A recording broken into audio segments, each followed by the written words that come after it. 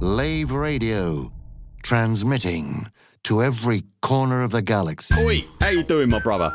So you run some data and you left your little sidey and you're starting to think about maybe a ship that can punch a little bit harder. Well, the Killback, the one with the little flappy wings, is just what the doctor ordered. It is multi-crew enabled and is the smallest ship with a fighter bay, so you can point and they will do your bidding. Ha! It's got 3 utility mounts, 2 small and 2 medium hard points, plus a whole batch of compartments. So if you want a bit of fun, grab a Killback, my son. We all know what it's like. You're busy managing your settlement when suddenly the alarms go off. Oh no, not again. That's right. A commander with a Federation naval rank of Admiral, an Imperial King no less, has landed in a ship worth over 100 million credits and is killing all your staff, while they look around for a 10 credit adhesive to glue an upgraded scope to their 100,000 credit assault rifle. They fly away with their super glue and you're left with a problem. How are you going to get your agricultural plant back up and running? How am I going to get my plant up and running? How are you going to find staff at short notice? How am I going to find staff at short notice? How are you going to deal with all those bodies? There's bodies everywhere, and they've stained the carpet. Wonder no longer. Call Aries Crime Scene Cleanup Services. Hello, I'm Harry, from Harry's Mine. After a sudden increase in robberies and murders by commanders since 3307, I've gained valuable expertise in cleaning up bodies, recruiting new staff and restocking stationary lockers. Now you can benefit from my experience by signing up to our Crime Scene Cleanup Service subscription plan. That's right. For only a small monthly fee, when your settlement alarms are activated, our rapid response cleanup crew will be dispatched, along with our patented Cadaver Scoop 150.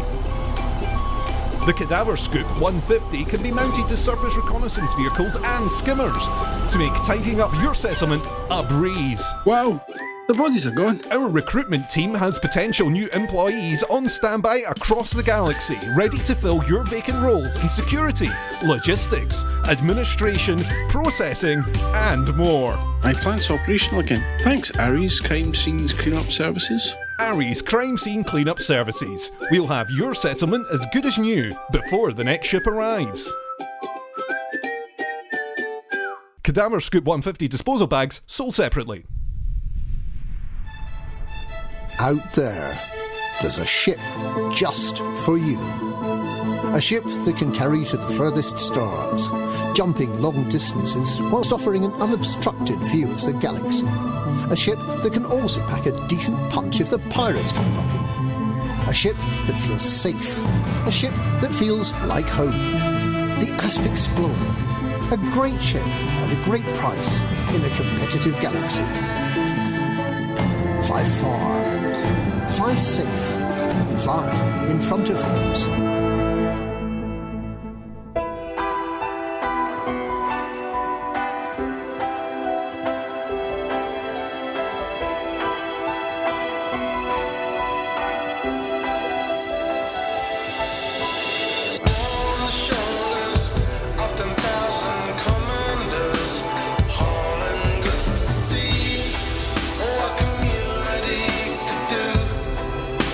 Science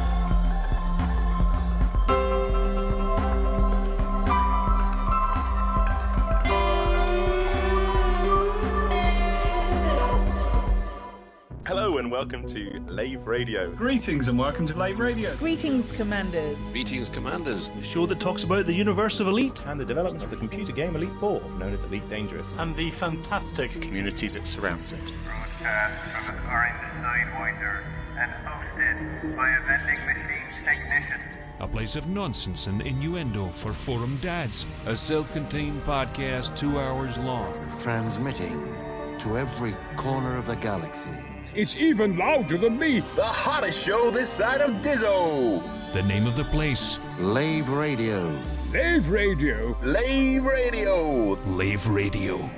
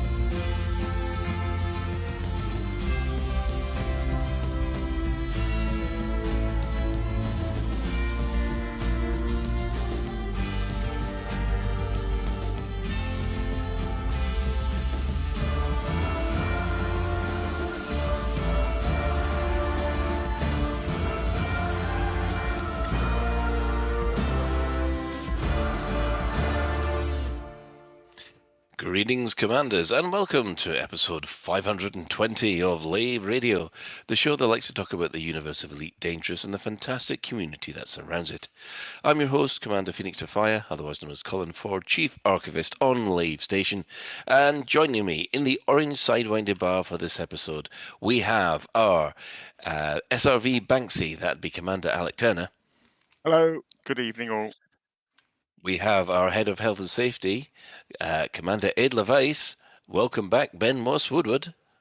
Happy New Year. Eventually. And we also have our Staff Liaison Officer, Commander Psychic, otherwise known as Claire. Not Commander Claire, otherwise Not known as Commander Psychic. Claire, one of the two. So, yes. So if you wish, you can join us live. We're hanging out in game. I do believe the Chris Mark IV is hanging out in the Lave bar as usual. But if you can't get to us in game, you can join the Twitch chat channel, which you can access through laveradio.com/live. Click on the live chat or go straight to twitch.tv/laveradio or look for Lave Radio on YouTube. We're there. We're broadcasting. We're live right now and waving to everybody in the chat room. Right.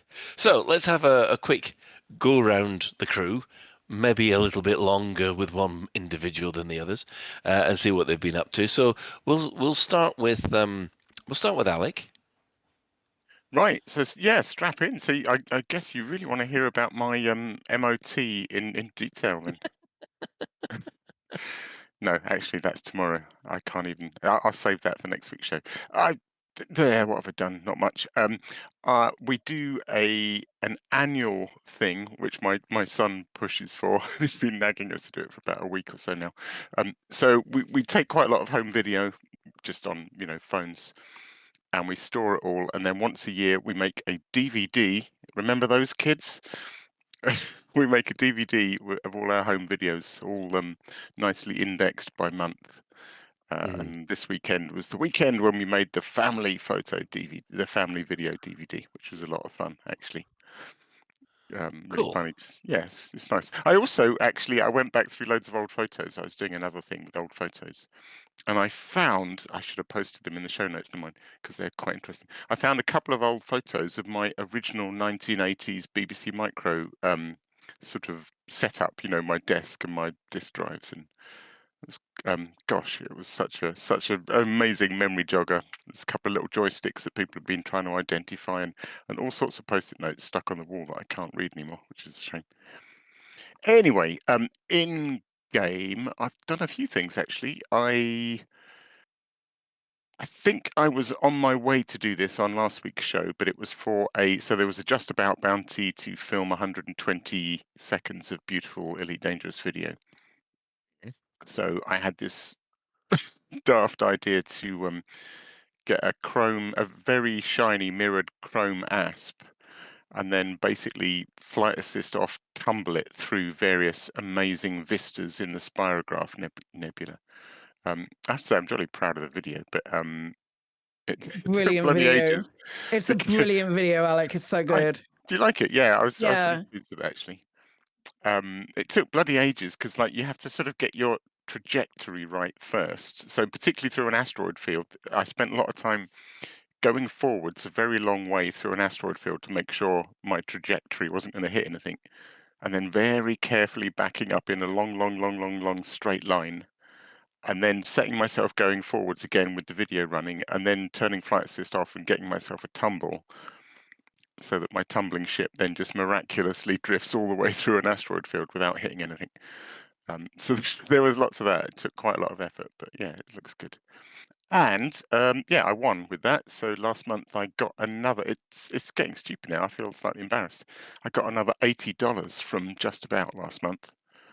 Nice. Which means so far these fools, I shouldn't say that out loud, have paid me what? They have paid me a grand total of $243. Bloody hell. Yeah, it's buying a lot of arcs. I might have to stop buying arcs with it now because it's actually buying too many arcs, more than I could possibly need. Maybe, and then maybe you start donating to other people's Patreons. Yeah. Interestingly, you can't donate arcs, can you? No, unfortunately. No. Because we have this slight quandary. I've been starting to think about this year's Buckyball Championship, and I wanted to make the Cobra Mark V be the regulation ship, but I think there's a very strong risk that it won't be out for credits in time.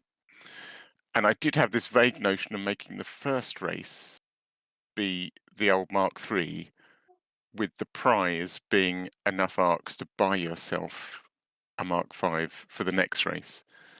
But I don't think it's doable. So we'll find a way around it. We'll do something.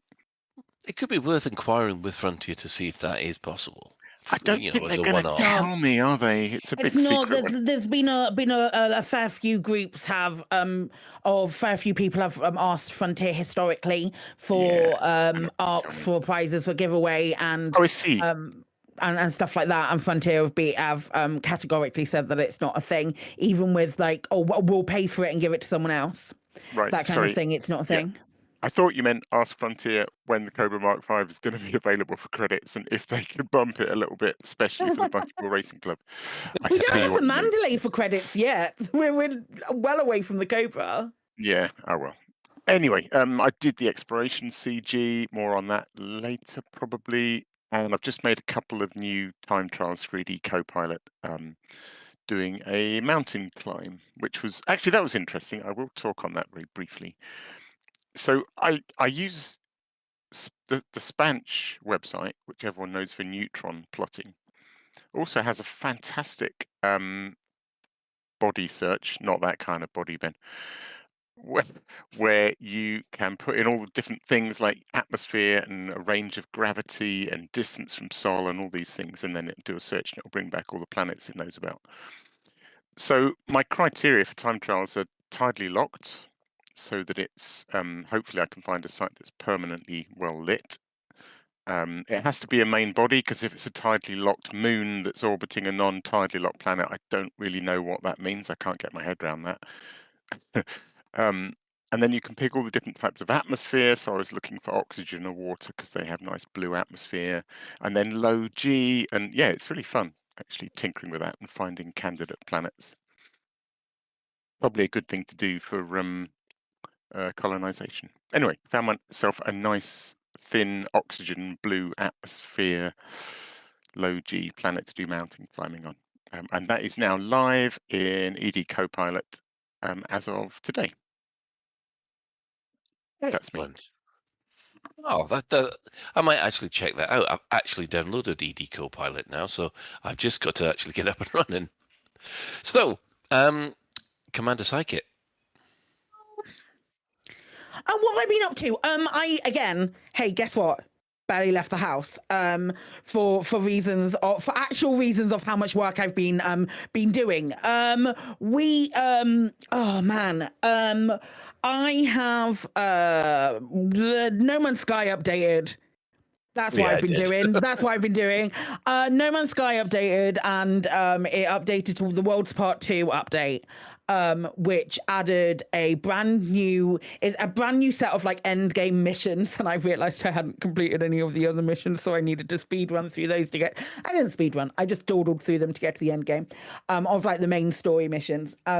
And it was utterly fantastic. The game, oh my God, the game runs so much smoother. I used to have so many problems streaming No Man's Sky. It used to be jittery and like really, really framey all the way through. And now it's like butter. It's beautiful. It's a really, really, really smooth game to play, especially after this update.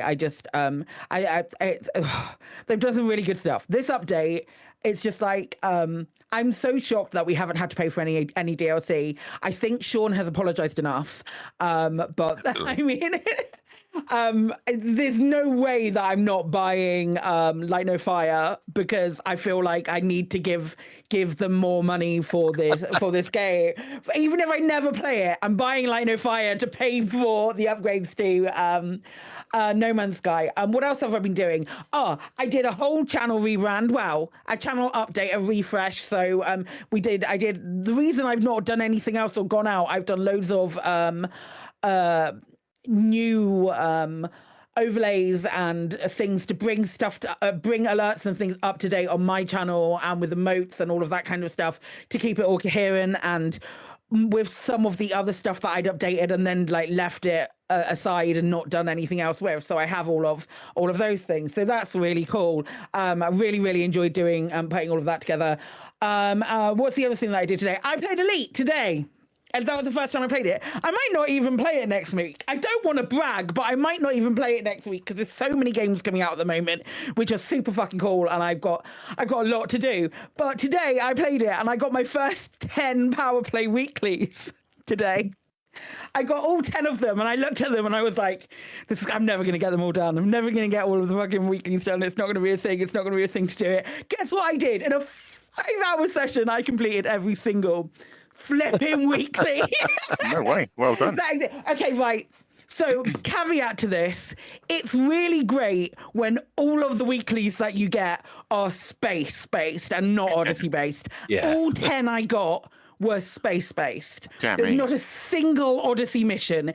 And I think Frontier heard me say I was going to, like, I was going to rip the bit and say you don't need to do, they're not mandatory anymore. And the Frontier went, no, you can still do them in a day, mate. Don't worry. So I'm still doing my, I still did my weeklies today, and I did all 10 of them, and it was really cool. It was really fun because a couple of them kind of stacked. So it was like escape pods and the like black boxes and stuff.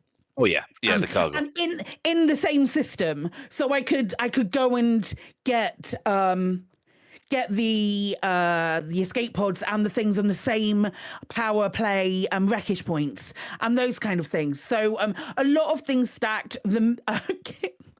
I got the bounties without even realizing I was doing it, all that kind of thing, and I managed to get like 10 Power Play weekies done in 5 hours. If I'd had on-foot stuff, not a fucking chance would I have been able to complete them. But the fact that I had all like in the in space ones which had set destinations and things that you needed to do, and also big shout out to Nicey's Power Play guide, which has that mega ship planner. Don't get me wrong, I still had to go to Inara and get a couple of extra ones that weren't on there, but the fact that I had a grounding to be able to get like a good handful of them done and then go to Inara absolutely shaved time off what I needed to do. So big shout out to Nicey. If you're not I'm going to put a link. We'll put a link in the community corner in the show notes anyway, even if Alec isn't mentioning it. But if you don't have that Power Play app bookmark the shit out of it because it's so useful. It's so good. Nicey's done such a good job. Yeah. But yeah. No two ways about that. That play it's going to be as essential as Odyssey materials tracker, because that's yeah. Anyway, okay, let's go over to Ben. Happy New Year, Ben. Yeah, Happy New Year, mate. I have to admit, hearing all of Claire's fun, I feel incredibly justified and liberated that I have not picked a power. I get 10 hours of a week or 5 hours of a week every week to do whatever I want, and this makes me feel happy. Mate, they're not mandatory. It's fine. I know, but it does feel like everybody does seem to feel they're mandatory. And I also get that a lot of people are having fun with it, so that's also good. It's time you can spend doing things. And it's time you can spend enjoying yourself. It gives you a reason to log in, and that's a good thing. But I've not had any bloody time because I've been busy for almost basically since before Christmas. So yeah, I've been busy up in Aberdeen doing things. I had a great New Year up there with my sister. Then a little bit sad news, but we also had to go and cremate my gran. But it was nice catching up with family, so that's all good. Also spent time in Edinburgh, so that was lovely. Then going back onto the slightly sad news, my missus has been a little bit poorly, and her mum's been a little bit poorly, and my nephew's been a little bit poorly. So I've been playing Nurse Ben as well. So yeah, lots of things have been going on. Game-wise, I have been playing Pokemon, is it Heart Gold or something like that? Or Ultra Moon, I think it is. Pokemon Ultra Moon I've been playing. I've been playing Red Dead Redemption 1 on a PlayStation emulator. I've watched Nosferatu, which is fucking amazing. What else have I done? I've been to the cinema to see something else as well, but I can't remember what it was. I've done so much, but I've done nothing of any real consequence to anybody else. Apart from the people who it's been of consequence to. They don't listen to the show, so that's their problem. I've missed you lot, which I feel weird about. Yeah, don't worry. You'll reload. Yeah, I know. You listened to the show? I did. I've listened to the show. Nice. Blah, blah, blah. Yeah, I've done lots, but I've done nothing of any excitement to anyone else really. So yeah, we'll leave it there, I guess. So yeah, welcome back. Just quickly then, usual shenanigans at work. At least the bike has actually managed this week without a puncture or without the bracket going on it. So, 2 thumbs up. We can reset the sign to 0, right? That's right. Yeah, you can see we set the sign to 0. And yeah, 2 games, of course, have been. I've been playing all week. One is, of course, Elite Dangerous, where you know how last week I was boasting that I've never had an On Foot Weekly. Well, this time I got hit by 2 of them. Oh, what's that like? I hate them. I've got no 2 ways about it because I don't know what I'm doing. I went in. I tried to. Apparently, all I've got to do is download Power Play things, but the people don't like you downloading Power Play data things, do they? No, you gotta disable the alarms, mate. And I've never been very good at the stealthy sneaking around on these things. So I always end up being wanted. And the main problem is, if you get wanted in my area, I am wanted by the Order of Mobius, which is a player. Well, is a player-originated group that has spread all over the Empire. So if I get wanted by one of them, finding an interstellar factor to get rid of that, to get rid of my bounties and all that kind of stuff, is a bit of a pain. I need to remember notoriety if you're not careful. I suppose. Yeah, I need to remember to log in and leave myself logged in overnight, because I logged in today and I had 10 notoriety because I did all of the crimes last week and still didn't do enough. So I did all of that and then went to went to sell rares at one of the places and realized what I'd landed. I was like, oh no, I have a bounty here, so I can't do that, and I can't even clear it. So yeah, the cane space that I can land in currently at the moment to sell stuff seems to get smaller and smaller. It's very annoying. Anarchy Worlds only. Yeah, so I've been trying to get my head around how to do them. I've been looking up tutorials and still not doing very well.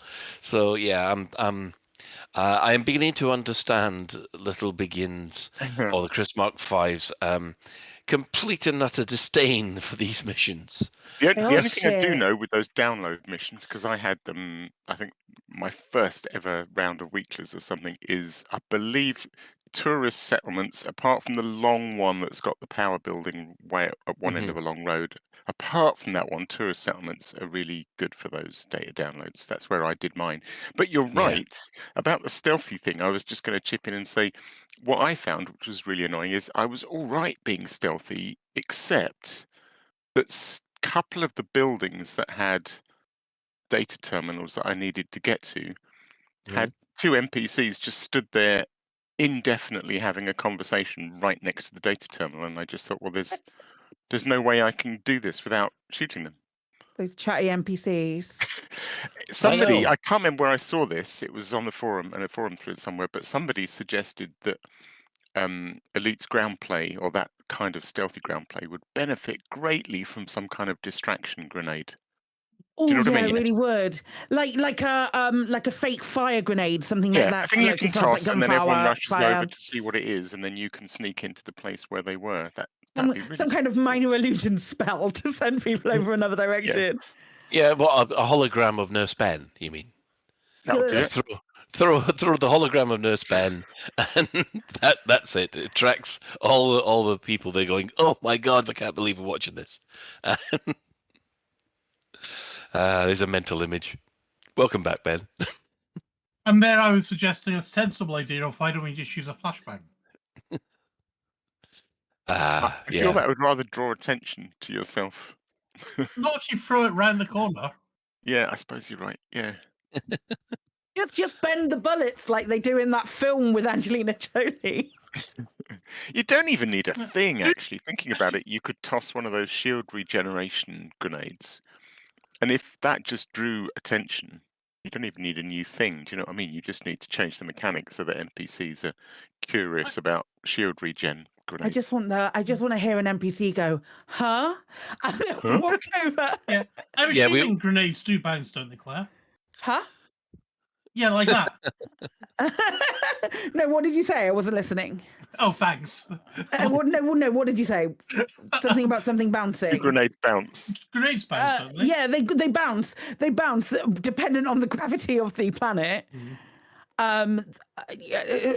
You can certainly try and make it work the way you want it to. I've not had the most success with grenades because I'm used to playing grenade-based games. Well, I'm used to playing grenade-based games where the gravity is consistent.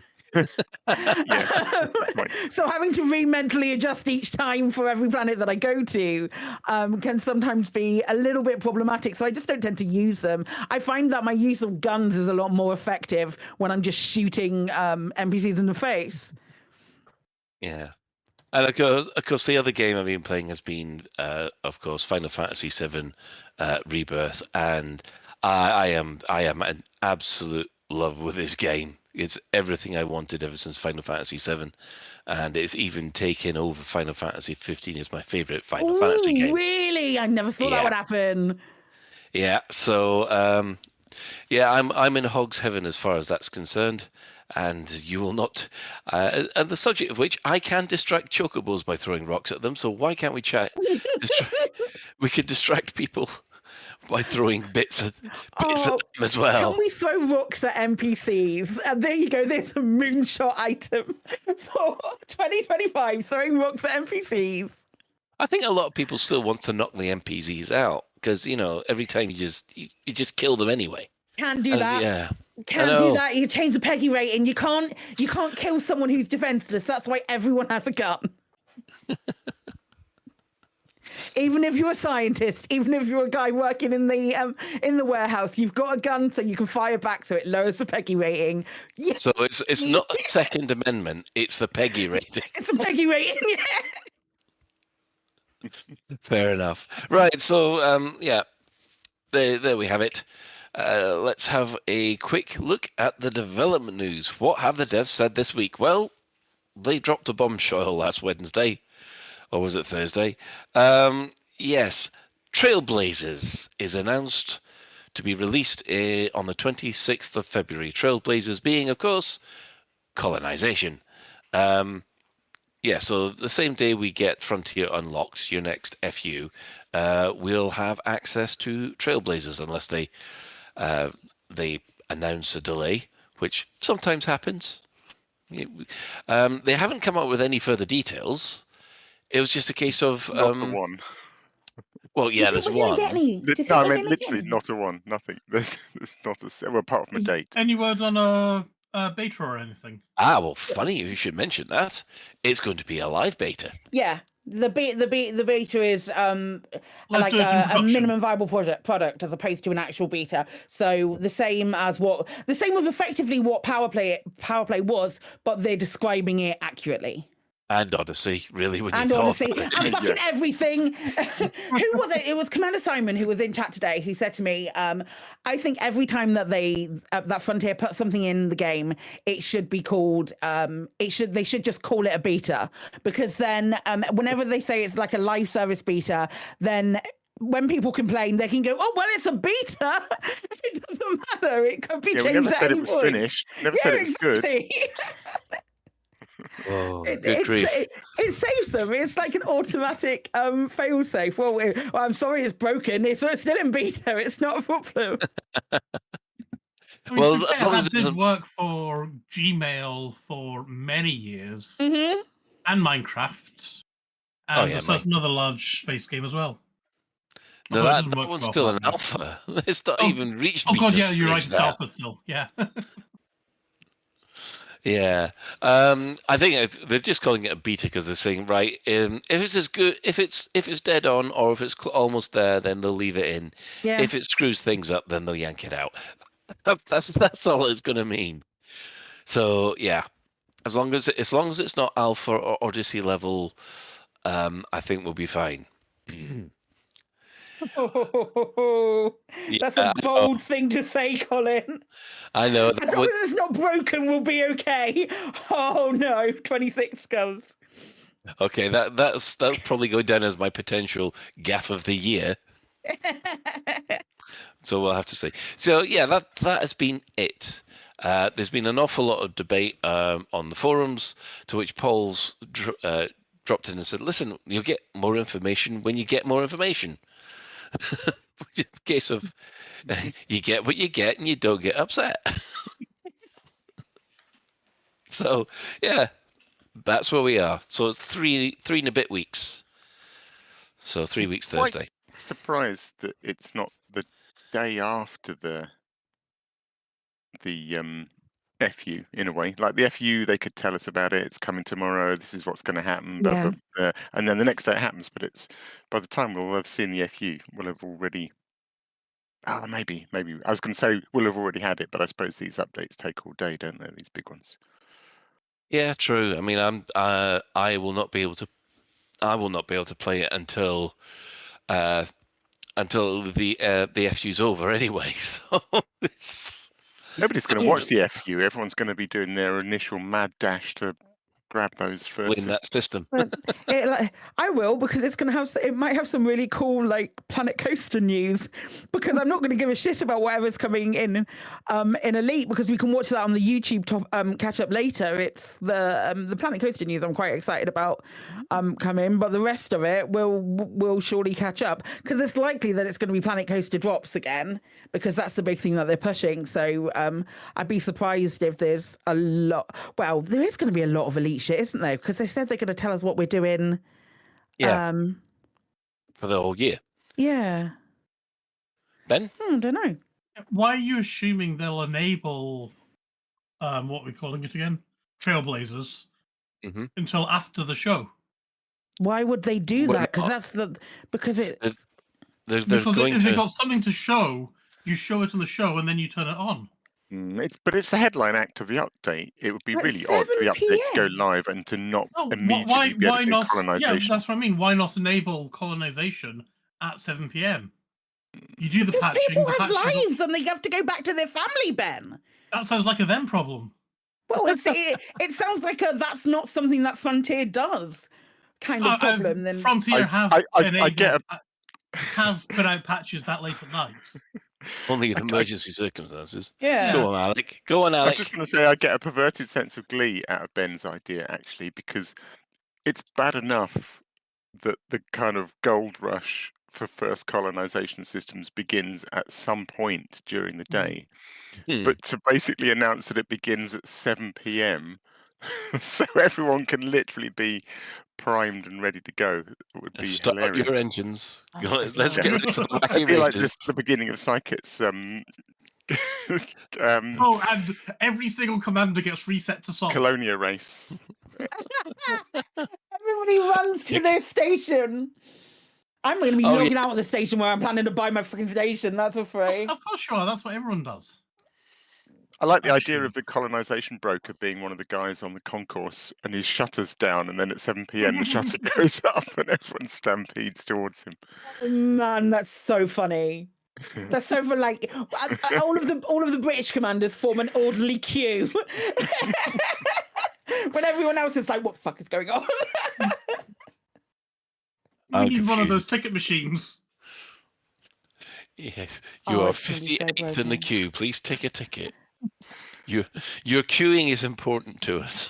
I think we need to start we need to disseminate a rumor that it is like 250 billion credits per system, and we're not going to get to have an option for it. That's my dream anyway. No, I'll tell you what you should do. You should say that everything starts at 9 p.m., but that gives you a chance to start earlier than everybody else. Oh yeah. True. You want salt? Streamers get early access. I'm gonna be so upset if that's the case. I don't think that anyone on the partner program should get a server or like a preview server or a early access this time. I think everyone should get blanket because it's for everyone and they should be stress testing it. I don't think it's I think that would be a terrible idea if they did a server for it. That would be mad. Yeah, I don't. Yeah, I think most streamers would probably agree with that because then you get a whole lot of, pardon the pun, accusations of elitism. Yeah. And yes, we don't want that. No elitism in your elite game. No. Right. Okay. Well, I'm going to hand over to Alec for the community news. And now to the community coroner.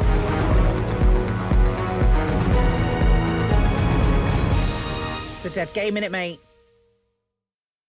Okay, a bit light on community news this week. A lot of repetition, but what the hell? Let's plow on. First thing is the Apollo 14 expedition. I think we did mention it in preparation, but the Apollo 14 expedition has successfully launched on Sunday with a spectacular mass jump from Kappa Reticuli.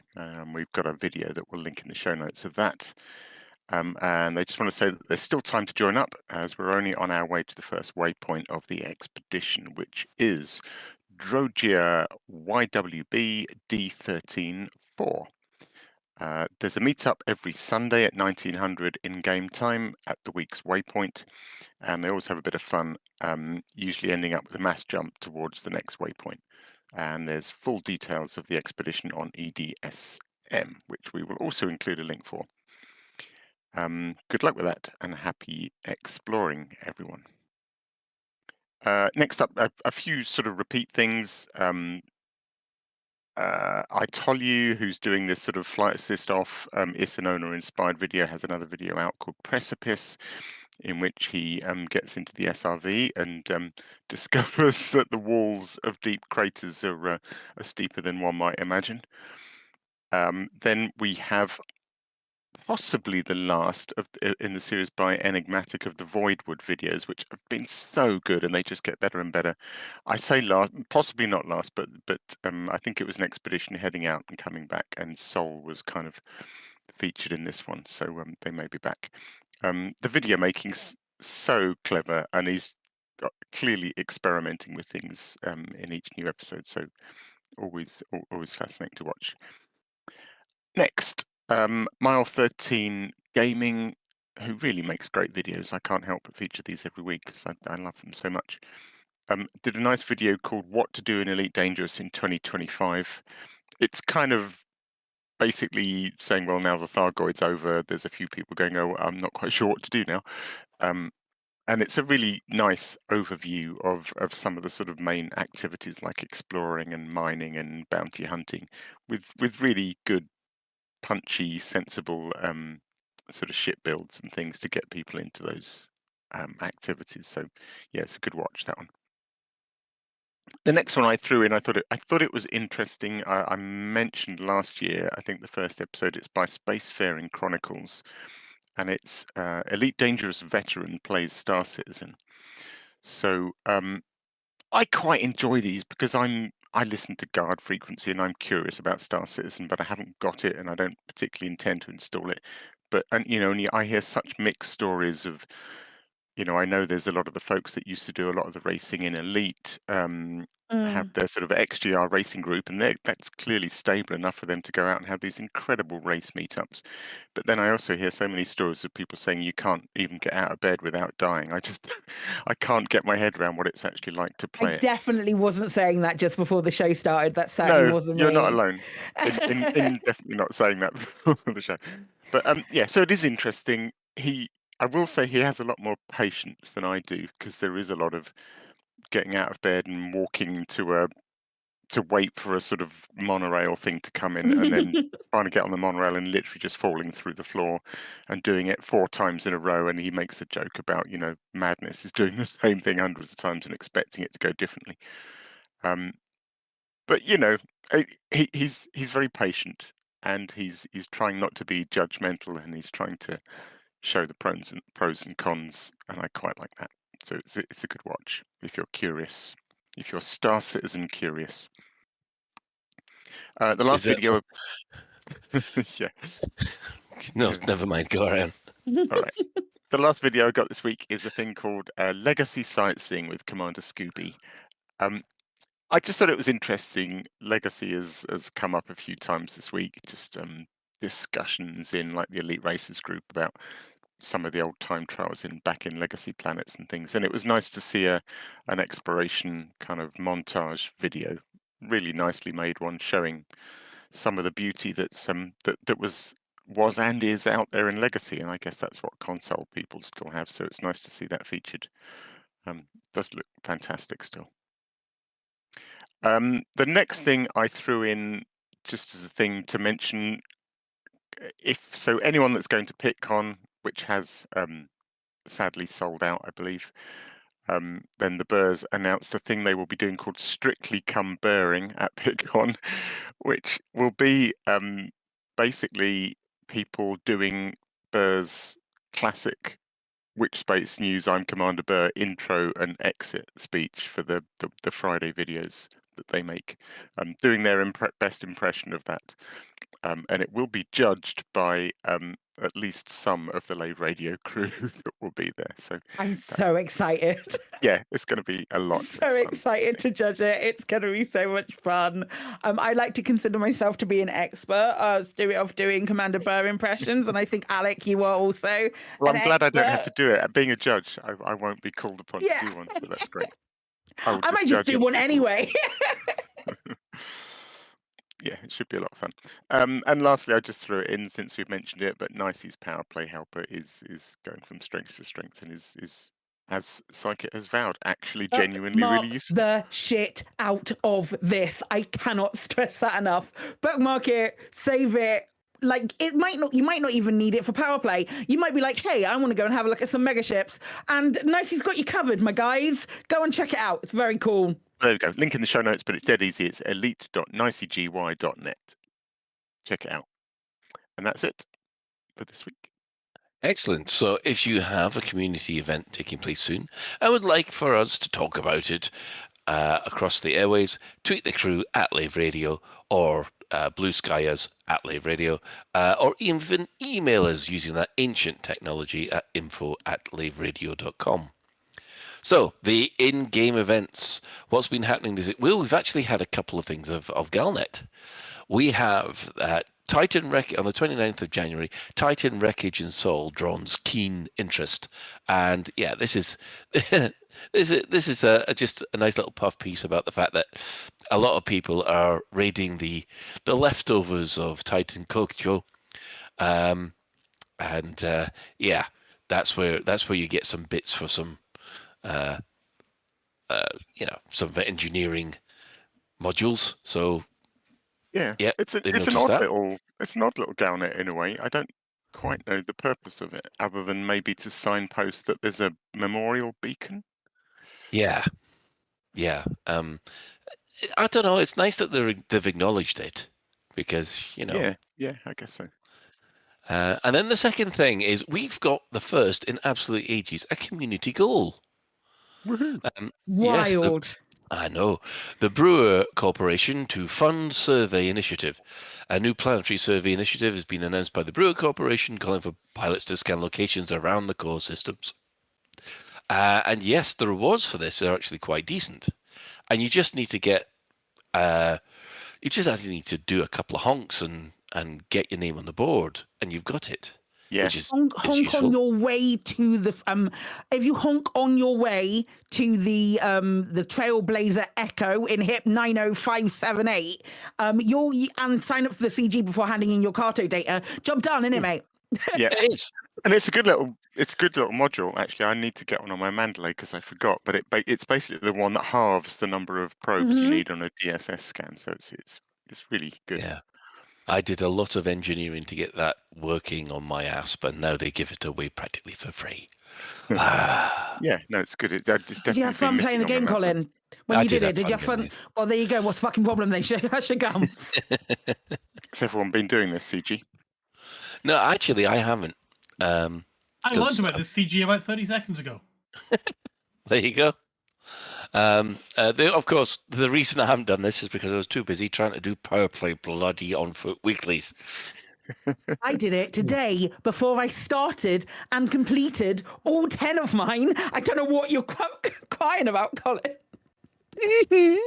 Yeah, very much done all my homework. I put on my cape and I went, I'm going to go and honk like 5 systems. And I flew out. And I turned around and I came back in my Mandalay and I handed them in. I realised that in my haste in my Mandalay to get to the station, I didn't honk on the way. I totally forgot to honk. This might have come up a little bit last week. I'm not an explorer, so I forgot to honk on the way. So I just picked a random spot a couple of 100 light years away and just jumped a couple of jumps. Honked twice, definitely missed a few on the way, and then came back and handed in what I had, and I'm on the board, top 100%, baby. I think you'll find it was my contribution that actually won the CG. All I'm saying, I can put my cape away. Brilliant. Was CG actually over?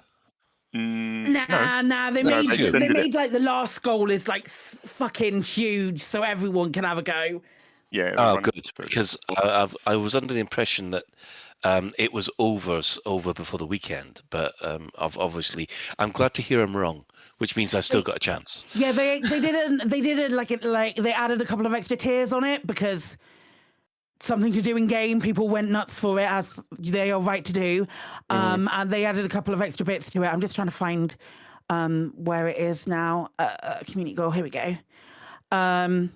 Yeah, it's like 10,000 units. It's just a honk's worth of data is a unit.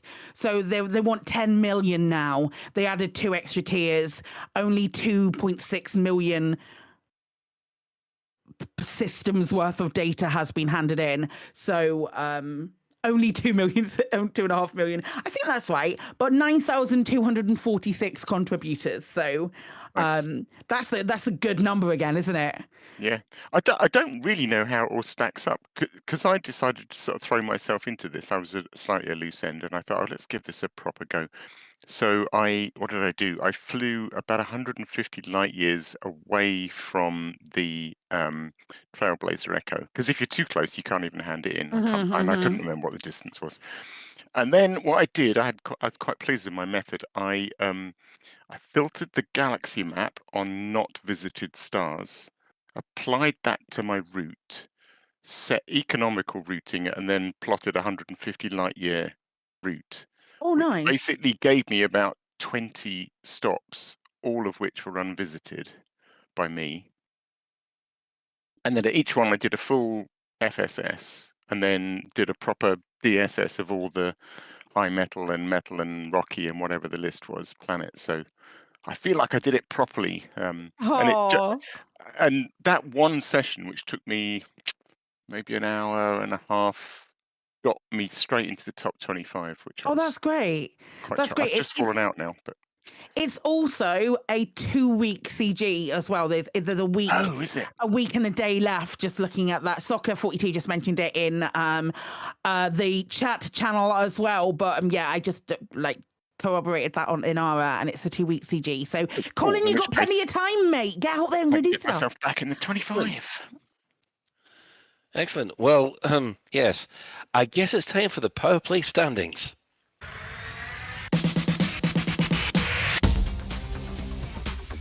And in 12th place, we still have the Spider Lady, Corval. She is now up to 426 systems under her control.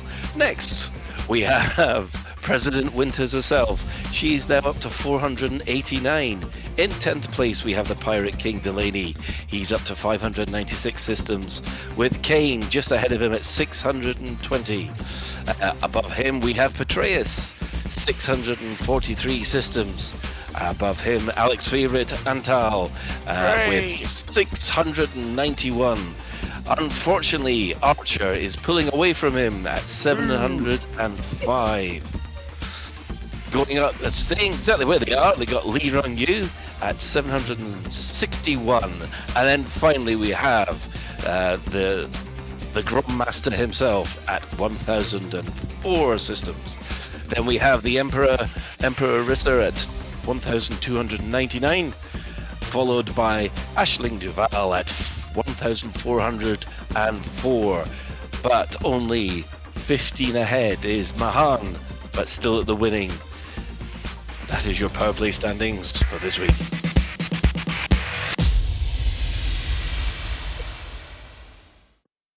Incredible. So good. That's so embarrassing. No, do it more. You need to lean in, man. Oh my God, I can't believe how close Aisling's getting to Mahan. Yeah, I know. Wild. It's really catching up. I reckon Maham's only got 3 weeks at this rate. That's wild. Yeah, that's mental. Yeah, the blue hair princess will be getting ahead. Oh dear. Hey. Yeah. And I'm actually involved against both the Blue-Haired Princess and Torval at the moment. So, yeah, that's where I'm at that end of the empire. A lot of the stuff that I end up doing is against Mayon because he's like right next to Kane. So normally I sit in Tyrnisla a lot of the time. So I get missions to, if I'm undermining or whatever it is I'm supposed to be doing, I'm in Mayon space. So I'm probably contributing to Mayon being stretched. Not very much because I'm not playing very much and I'm only doing weeklies as and when I appreciate, as and when I need to. But that's really fascinating. Yeah, it's really uplifting when you actually get your power play rank for the end of the week, and it says you managed to rank over 1,050. And you go, oh no, not even in the top 1,000. So yeah, which goes to prove that there's at least 1,000 people playing. Yeah. Just for the Emperor herself. So, yeah. That is your weekly update for in-game news. So it's that time of the week again.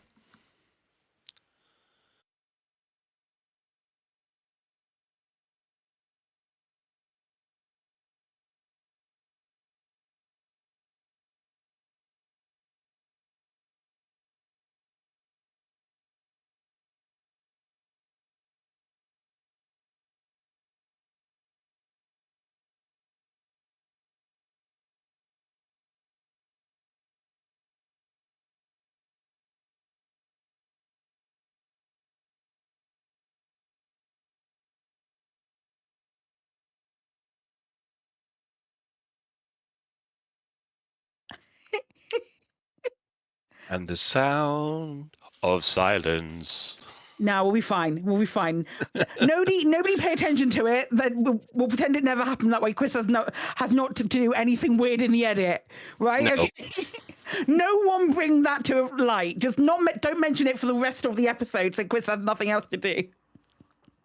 Okay. Well, on the subject of exploration, yes, the good old venerable Asp Explorer got a new ship kit. Or actually, no, it's a ship itself, isn't it? It's a pre-built ship, not a ship kit. It's the Asp Explorer Exploration Jumpstart. Easy for you to say. Obviously, and yes, with the Mandalay, I don't see this one selling that much because it's more than a Mandalay. Yeah, true. Yeah. It's not a bad little ship though, as far as like the engineering and stuff is concerned on it. It isn't a bad little ship. Its max jump range is 69 light years. Everybody say nice. Nice. Okay, cool. But it's a it's not bad little build. As far as like getting you going in that kind of direction. But again, don't waste your money, buy a Mandalay. If you're gonna spend arcs on a ship, I would actually get the Mandalay. Yeah. It's hard to. I mean, they throw in a Guardian FSD booster, which I suppose is quite. Yeah, if you haven't done any of the Guardian stuff, then yeah, I think it probably it'll do you good. Except, if you get a Guardian booster, then that will miss out the fantastic Guardian ruins, which I implore, if you haven't done them yet, do them. Yeah, you're quite right. Also, I was just going to say, you can't store modules from these pre-builds, can you? So it's not like you can use that Guardian FSD booster anywhere else. Yeah, no, it will get sold. Yeah. So yeah, it's just get a Mandalay and go and do the Guardian go and do the Guardian site for it. There's loads of walkthroughs online. It's so much fun though. It genuinely is so much fun. Yeah, it's really good. Also, the ship kit's kind of underwhelming, isn't it? I'm just looking at it and I'm struggling to even see. It's like extra plating. Yeah. You know what I mean? There's some extra bits of plating, which well, what does that look like? Is it a new ship kit or is it an old ship kit with the thing? It might be a new ship kit, Yeah, I think it might. It's some bits of old scrap metal Yeah. they've got lying around that they've used. It's I know it's the standard ship kit for the Asp Explorer. It's not anything. Is it not a new one? It's not a new one. It's not one of the ones with the radar dish or anything like that. Which I can't remember what ship kit that is, but that's an awesome ship kit. Now I have that on my Asp all the time. But yeah. Okay. Yeah, no, it is. It's just the original. I've just found it. It's just called Asp Explorer Ships Kit. That's all it's called, and it's exactly the same one. Oh, okay. So there's nothing. Okay. If you're going to buy the ship kit anyway, that's 12 sort of. Yeah. That's. Yeah, so the ship kit's 14,000. Ship kit's 14,100 arcs. The new that Asp is what 25,500 arcs. So that's another like 1,100 arcs, right? Yeah. So yeah, it's not worth it. Don't do it. Just if you really like the ship kit, get the ship kit. Because an Asp Explorer isn't a lot to rebuy as well. It's not like a Corvette or anything. It's not. No, it's there's a reason why there's an Asp in front of things. Has been one of the favourite things going on. But yeah, I'm sorry. Get a Mandalay. Agree. Yeah. So I guess apart from the fact that the purples are still on sale, if you want anything in purple apart from the latest 4 ships, then yes, that's that. Cool. And yeah, right. Well, we will take an ad break while we prepare for the main discussion. Hey Commanders, this is Mick from Crazy Mick's Reptile Emporium and Warehouse. Due to a hysterical ordering mishap and not reading the fine print, I'm currently in possession of over 10,000 snakes. Many of which are deadly, so everything must go. We have anacondas, asps, cobras, diamondbacks, fodlans, keelback, kraits, mambas, pythons, sidewinders and vipers, none of which are capable of spaceflight without being strapped to a rocket. Need a pet for your cockpit? Buy a snake. Need to scare your mother-in-law and give her a heart attack for the insurance money? Buy a snake. Need to fill a beluga full of snakes to assassinate a witness on their way to a Federation courthouse? Buy many snakes. Bulk discounts are available at Crazy Mick's Reptile Emporium and Warehouse. You can find us in the Lave Business Directory or visit us at the former site of Sensible Michael's Shipyard and Outfitting Warehouse. Will somebody get these mother snakes out of my mother warehouse? There's bargains at Etienne Dawn's Unspecified Meat Emporium. Etienne Dawn's Unspecified Meat Emporium haven't just been slicing carcasses, but also slicing their prices. All unspecified meat sausages now 2 for the price of 1. A pack of assorted meat steaks, now with 50% more meat at half the price. How about chops? Our surprising meat chops now also 50% off. And introducing our massive meat hamper. It's a family of 4. No, that should say feeds a family of 4, right? Stick to the script, Claire. It says it's a family of 4. Okay, I'll stick to the script. Yeah, you do that. It's a family of 4. Etienne Dawn's Unspecified Meat Emporium. Find us in the Lave Business Directory or visit us next to the station mortuary. Etienne Dawn's Unspecified Meat Emporium. You'll wonder how our prices are so low.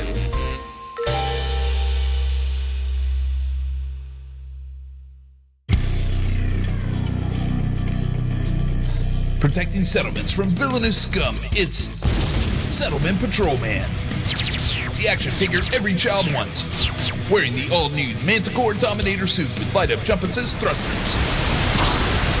Press his backpack to hear Settlement Patrolman speak. Not seen you around here before, Commander. Is that a Karma P-15 in your pocket, or are you just pleased to see me? Hey, don't point that at me. When alarms sound, Settlement Patrolman rides into action in his surface reconnaissance vehicle with pop-up turret and glow-in-the-dark wheel trims. Settlement Patrolman. Surface reconnaissance vehicle and action figure sold separately. Available from branches of Lave Toy Depot and other retailers. Microelectrode, ion battery, and circuit switch not included. From the creators of luggage limpets and passenger lounge suitcase shuttles comes the latest revolution in passenger transportation. The passenger cannon. For centuries, circus performers have perfected the technique of being fired from a cannon. Paired with our new memory gel passenger pod impact absorption technology, you too can speed up disembarkation times from your liner by up to 250%. No longer be limited by pad sizes and excessive docking fees with the passenger cannon. But how does it all work? First, all passengers will be issued with a passenger pod inflation suit during transit. On approach to your passenger's destination, simply fill the inflation suit with our patented impact-absorbing memory gel. Then, once in a stable position in proximity to the destination, effortlessly slide them into the disembarkation chamber ready for launch. The passenger cannon is now available in both gimbaled and turreted varieties to make aiming elementary. Make your liner one of the top 1% in the galaxy. Buy a passenger cannon today. Warning, passenger cannon must not be operated on high-gravity planets or near geysers. Well, welcome back. There's going to be a bit of a two-parter here. Ben, you've got to catch up with the rest of the crew. Yeah. Yeah. The question that we had right at the beginning of the year was basically, what do you think is coming in Elite Dangerous in 2025? Not including the colonization. Not including we already know. colonization. Yes, because Apathis said that, thinking it was all smart and yeah. So what we do is, what do you expect to come out? What is your real moonshot? What do you really wish they would do if there was no limit to the budget? So off you go. What would I think Katie's also taking notes. Okay.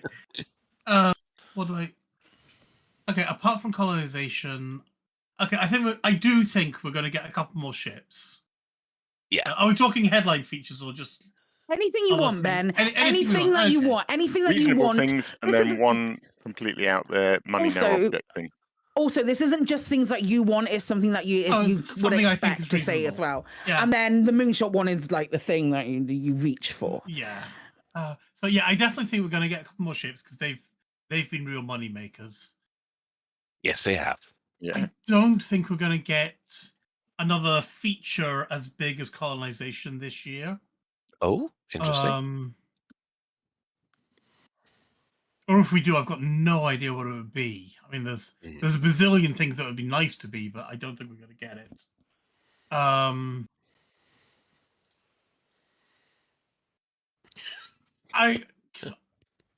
think the only things I'm expecting for this year is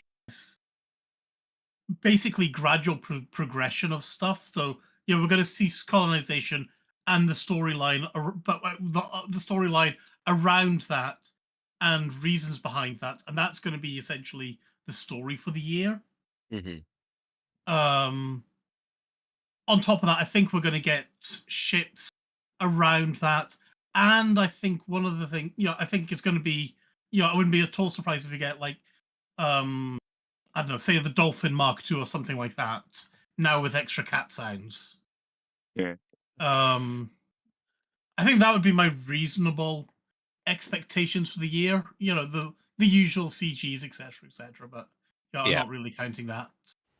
Do I think we're going to get anything else big? I don't. Yeah, I think that I'm not expecting anything else huge like that, other than reasons for that, and the reasons for that could well be power play related, could even be Thargoid related. But why the hell are we pushing colonization? And I think there's going to be a reason behind that. My moonshot, Colin got it right, in that I would love ship interiors. I would love on foot VR, even if it's just essentially even if it's essentially sort of head cam, so I can run around with mouse and keyboard and move my head around, and I can see what I'm doing. I don't expect full hand motion kind of VR things. But I'd love, just give me a head look in VR, so I'm not looking at a bloody pancake screen. That would make me happy. I'd love, I mean, there's so many things I'd love.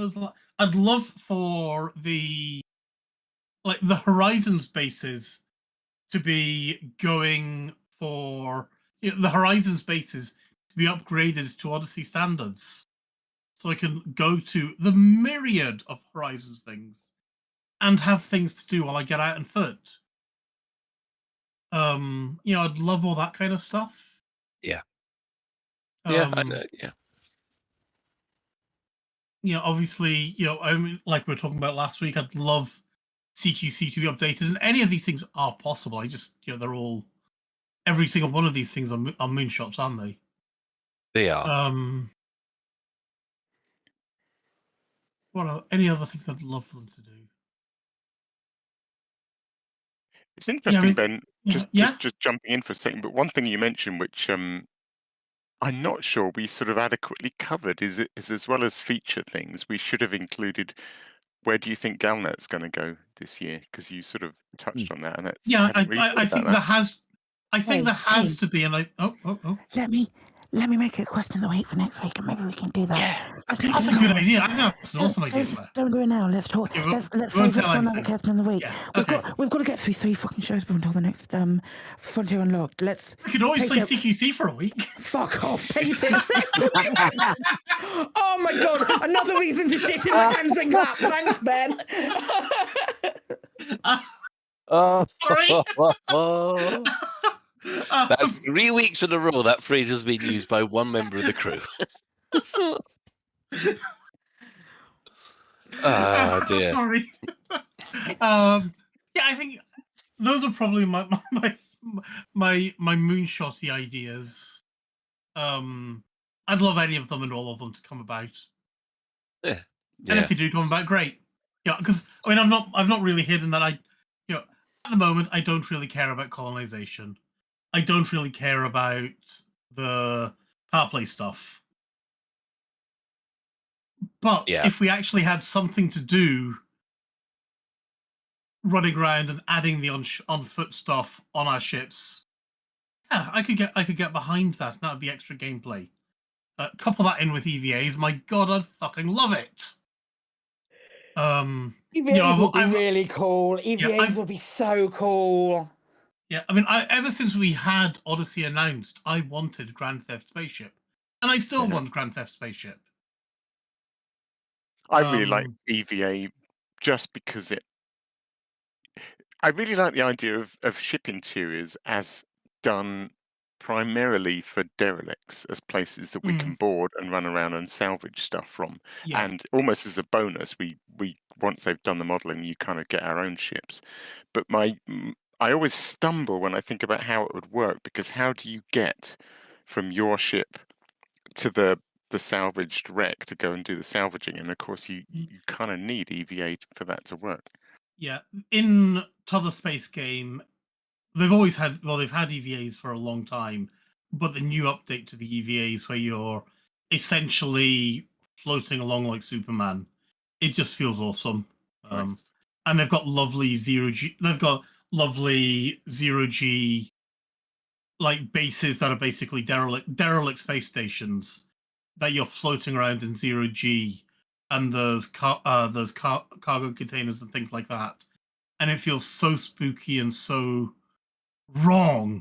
Yeah, that and sounds super cool. It's so much fun In when it works. In T'other Space Game, you know, the one that gets all of the free updates and isn't still in alpha. Yeah, the other good one, yeah. That one. When you do. There's not EVA per se, although there's moments where you're just floating out in the vacuum of space, which is really fun. Is that new or newish? It's part of like storylines. You go through portals and then suddenly you're floating in the vacuum of space, and that's good. Someone has managed to jump from use an exocraft to jump from one planet to like one of the new moons to one of the new water worldy gas giant things that you can go and land on now. But the thing that I was going to say is that their sort of like derelict thing is like a freighter. So you land your ship on the outside, you get off your ship, and you have your mag boots that connect you to the ship, to the freighter, and then you're going and running around a freighter and finding other things that are there, which might be Frontier's easy way out of being able to create these kind of like these derelict freighters, these derelict things in space, because we can tied to a colonization update.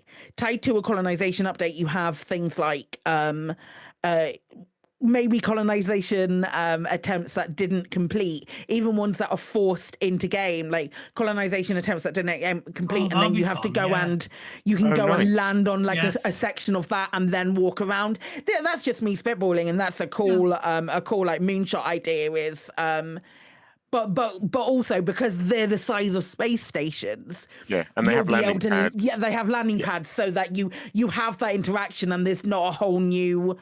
You're not having to add new mechanics to the being on foot. Yeah, that's super cool. Actually, I'd love to be able to just walk around our existing space stations and Let me go up onto the landing pad. Let me go into the habitation ring. Yeah. They're so big though, Ben. There's so much to walk around. There's so much I've to got render. no problems with it being big. That's what she said, but it's a massive, it's such a massive gaping hole to fill and to ruin people's PCs as far as like rendering and that kind of. I don't know many PCs that would be able to handle all of the interior workings of a Coriolis. You just love it, but you don't do it all at once. You do it with. You have lots of corners, so it's always round and so you only see to the end of the corridor. You only see to the end of the corridor, so when you throw your grenade, it just lands anywhere. Yeah, I mean, I'm just bend the bullets like they do in the movies. Yeah, I was thinking I want to go. You know, the green, like the parks and things like that. Yeah, 100%. Yeah. No, I agree with you. I think that's a really great idea, but I just. It's just so Don't much. Piss on my it's parade. So much I'm going to, Ben. I'm going to shoot down every fucking thing you say. I don't want your piss. Wow. Wow. Welcome back, everybody. Yes. Just when we thought we were climbing out of the gutter, we're dragged back to where we belong. Well, okay then, Ben. Thanks for that. Anytime. Thanks, we think. So I think we'll move on to the question of the week, shall we, Claire? Because there's a lot of replies to this one. Few, yeah. And we'll probably answer it ourselves as well, because I think it's kind of a thing now with the fact that the colonization update is coming before the next FU. Don't get us wrong. We will probably get information about it before we actually, even more information about it before it actually goes into game, because what we have at the moment doesn't feel sufficient. I don't know about the rest of you, but one of it was Colin's suggestion, this. So if you want to blame anyone for this question of the week, blame Colin. Speaking about P, what's a burning question you have about colonization that you would love to have answered? So that was the one we thought about. Like, is there anything that you're still unsure about, or you'd like to have answered before you commit to that particular thing? So starting with gaming snips and bits, we asked this question in Discord, we ask it on Twitter, and we ask it on Blue Sky every Sunday. At some point during the afternoon, I was a little bit late because I was doing a lot of stuff on Sunday, but some point during the afternoon we do the question of the week, so go and have a look for it on a Sunday. So Gaming Sips and Bits said, will we be able to name our newly conquered system Raxler? I'm going to hazard a guess at no. Definitely not. It would be very confusing if we can, because there'll be a lot of them. It'll still be really hard to find the real one. And then you call one the real Raxler. The real Raxler, honest gov, it's this one. How many letters can we have in our naming system, I wonder? Raxler 2, it's one better. Okay, I have Julius. They say, first, are there advantages in addition to bragging rights, like better prices at stations, or even the ability to have your own rare commodity? And secondly, how much of a grind is it? You'll see some recurring themes in these answers. I mean, that's how long is a piece of string question. One man's grind is maybe another man's not so much. I see an awful lot of cargo carrying, because they did say this is for this year's for the explorers and the traders. 100%, yeah. So I see a lot of cargo space trucking in your future for colonization. But they also did say that it is possible to complete it as a single commander. Oh, have they actually confirmed that? That was in the thing. It's not just for groups. They said that the original thing when they introduced it, they said it's possible for a single commander to do it. So whether I'm sure it won't have the bells and whistles of like a big group of people working towards a similar goal, or it will, but it will take you much longer to achieve it. And I think that's going to be the important thing to sort of pay attention to.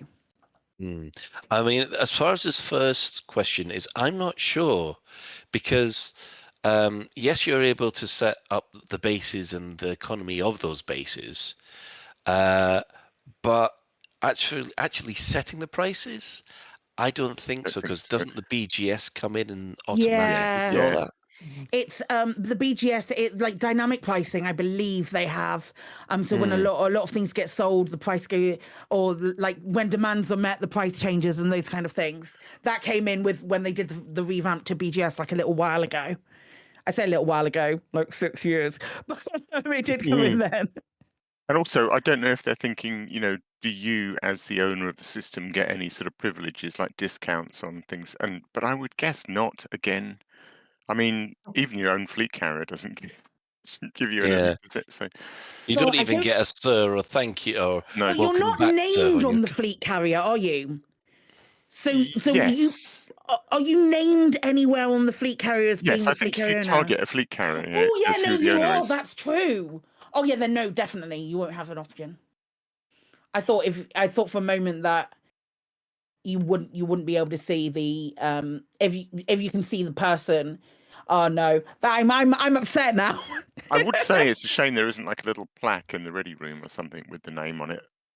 Given that the name is there and you can get it in the contact panel, it would be quite nice if there was literally a plaque on the desk of the ready room that said Commander Phoenix Defire's desk or whatever. Yeah. Boss. Yeah. Anyway, right. I have Rick Hunter who says, suspiciously similar to what Julius said.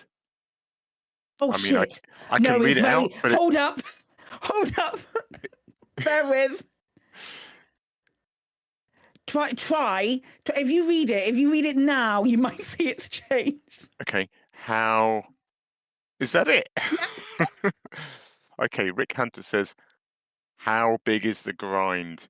Is maintenance involved? What does that mean? Do we have to upkeep? We have to upkeep it. I think they confirmed that we didn't have to upkeep it. Okay, how big is the grind? We don't know. Upkeep, no. So we've answered one of your questions. Yeah. We actually know these things.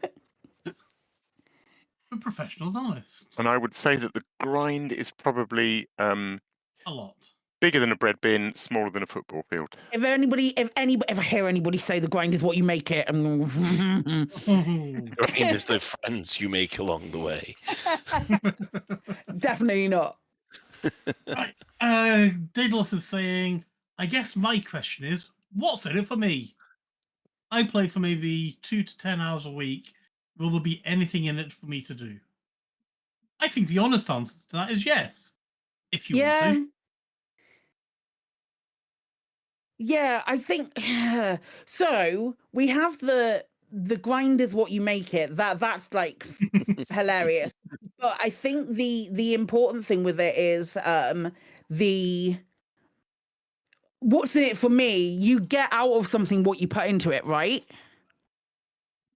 So if you're going in not expecting anything from it other than just like, hey, I've got this new system or this new populated system that we can play around in, and then there might be missions and stuff there and those kind of things, and the game might start adapting that. Then that's really cool if that's what you want. If you're wanting like all bells and whistles and shit, maybe it's not for you, and that's okay because not everything in Elite is for everyone.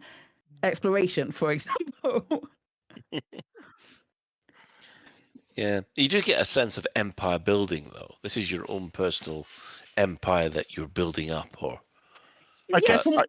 Sorry, I was just going to say. I guess that hangs a little bit off what Claire was saying about what you put into it. Like, if you, I suppose, if you go into colonization with a bit of role play in your head and your own kind of reason for wanting to set this up, then that's what you get out of it. You get to create that little empire. Like for me, I mean. I guess because I have a very particular goal of wanting to create race locations, I will get a lot out of it because with luck, I will get those places that I can then go and do racing. But I think if the question is, what do I get in the sense of what is Frontier going to give me for what do I get decals? Do I get discounts? Do I get an automated mining rig that feeds money into my account on a daily basis? Probably not. Yeah. I'd be very surprised. Like, oh no, I said the word, and then they're going to tell us that the thing's going to happen. I'd be very surprised if that's the thing. I'd be incredibly surprised if that's the thing. And I'm more confident now in saying that that's probably not going to be a thing than I was a couple of weeks back. Yeah. If you've always wanted a settlement at the foot of a mountain, then maybe you can create one, and that would be a nice thing to get. Yeah, or maybe you've like flown past a planet in the bubble, because there's loads of. I think this CG may have proven it to quite a few people. There's loads of available space even within the bubble, within 10 light years of other systems. Maybe you've flown past somewhere, or you've had a look at a planet and you've gone, oh, that's a really cool spot in the bubble that could, if we had if there was a settlement there, that would be brilliant. Photo opportunities, and I'd love to be able to land at this place and call it my own, and all of those kind of things. Then that is what is in it for you, rather than I don't know. You getting what you make of it. You know. Pretty much it. Ewan Spence says, "Can we build a planet of roller coaster?" Wrong game, my guy. Rolling. Only if we can have a planet of zoos. Yeah, well, you've got one of those. It's called Planet Zoo. You have a planet of bumper cars, though, maybe. I've got Keg Legend. I hope that's how they pronounce it. Will Odyssey ground missions occur on the colonized planets? Once the BGS comes in, yes. I would have thought so, yeah. Yeah. If the BGS and Power Play move into that system, then that system, and you've got ground-based settlements there, yes, it'll just happen automatically. I wonder, I've just had a really fun idea. I wonder if it's possible to plonk a settlement down on or incredibly near to some incredibly powerful geezers, which will then blast the NPCs that are patrolling the settlement into space. It'd be worth it for that alone. Oh man! When you said that there's some very powerful geezers, I had Jason Statham in my head for some reason. Very powerful geezers. Right, Silas Resi says, "Could I afford it? I have 1 and a bit billion in the bank and only get a chance to log in a couple of times a week for an hour or so each time. I would love it to be more accessible than fleet carriers, which I cannot access due to real-life commitments." I think we know for a fact that it's going to be cheaper than fleet carriers. I think Zach stated that categorically, but we don't know how much cheaper. What do you think it's going to be? How much do you think it's going to be? How, if you had to pick a figure based on the way they were talking? 100 million or hundreds of 100 or 200 million they could claim in the system. I was going for $1 billion. I would have said 500 million. Oh, we're wagering it. I think we are. We're wagering it. So we had 200 million. I said a 500 million. Colin, you said $1 billion. Ben? Oh. You'll say $1 billion and one. Nah, I'm going to go 750. Okay. Chris Mockfall is here, so I'm going to ask him. Oh, I'm going to go 1.5 billion. Hey, okay. Cool. Does someone take note of that? I've got it. It's fine. It's only 5 numbers. If only we were recording this. $100 million. Oh dear. Is it me now? Yes, I Yep. think it is, isn't it? Yeah, you're distracting me. Commander Zebediah. But there's an L.A. There's an L in there. L.A. Zebediah, maybe? Yeah, sure. Yeah. Okay, so 10 light years, yeah? From where? I would assume that would be from wherever you are. Yep, from wherever you buy it from. Yeah. I buy a new ship, I get to tinker with it and have fun on various gameplay loops. I buy a freight carrier. I get commodity storage, a place to short store my ships, and various services. I buy a system and build it up. What do I get? So that's another person. So what's in it for me, essentially, isn't it? When you put it like that, though, it's interesting, isn't it? Yeah. The Yeah, satisfaction of knowing your job well done. I've got another potential question of the week for us, Claire. Write it out to me at some point. What's I won't in it for use me? No, I won't use that. No. You make bad choices and I don't like them. Katie! Hi, pal! Katie wishes to know, Katie Anna, I should say specifically, who is currently jotting down, I was going to say she's currently jotting down notes. She's not. She's playing Baldur's Gate 3. She's told me categorically she's not writing anything down and she'll write it later. She said she'll do it on the night. Katie, it's the night. How much is it going to cost? In-game credits-wise and time-wise? If there was also a way to tell me how annoying it was going to be and how irritated I'd be from it by launch, that would be swell. I would say, knowing you, Katie, very irritated. Almost immediately. I hope that helps. Lovely. Well, I have Nicey. Colonization. No, wait, colonization. All of a sudden, I've got colonization. All of a sudden, I am the new zombie virus. You're all getting colonized. Right. I would love to know if you have to pay for the commodities ourselves or if the colonization ship will buy them off us, i.e. sell or donate them. Well, I think you've got to actually buy the commodities and transport them to the colonization ship. That's the whole but will point. it pay it for? Will they pay us for them, or do we just have to gift them out of the goodness of our own? I think we'll have to gift them. We will have to gift them. A cost to ourselves. We're not making a profit by doing this transport. Yeah, I got really hung up on this. Initially, I was thinking as the, what do they call it, the system architect, that we would somehow have to fund all the people that were transporting stuff to our system for us. But yeah, I don't think so. Oh, I like that idea, actually. I really like that idea. I really do like that idea. But it's difficult because people are delivering hundreds of thousands of millions of tons of stuff, presumably in CG-like numbers. We can't possibly afford to pay them. I wonder if there might be a token, if there is a commodity market and a token cost of repayment, and that is funded by the Brewer Corporation, because that's like a lot of the stuff around colonization, Galnet wise, has been Brewer Corporation stuff. So maybe, but my guess is that it's the other way around, that you're just filling buckets with your own costs, basically. DJ Wiley has asked a couple of questions in the chat, which is around that. It's sort of, can others transport for us, or can we only do it for ourselves? But we know this, as Claire just said, other players can transport for you.